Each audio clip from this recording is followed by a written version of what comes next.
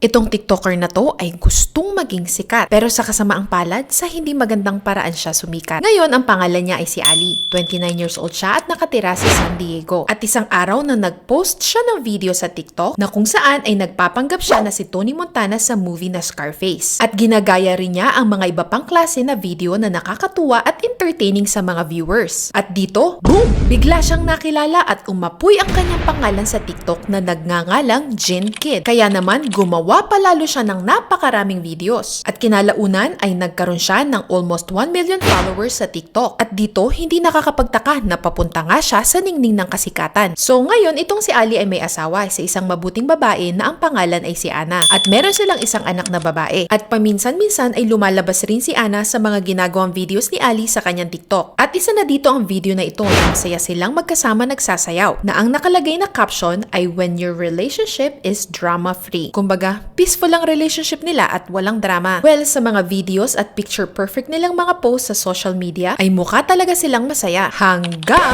ito ang problema kay Ali. Hindi siya stable na tao. Ang ibig kong sabihin ay merong mga araw na gumagamit siya ng droga katulad na lamang ng cocaine at naging addicted siya dito. May pagkakataon pa habang nagla-live siya sa social media ay gumagamit siya nito. May pagkakataon rin na naka-livestream siya habang nag-aaway sila ng asawa niyang si Ana. As in obsessed itong si Ali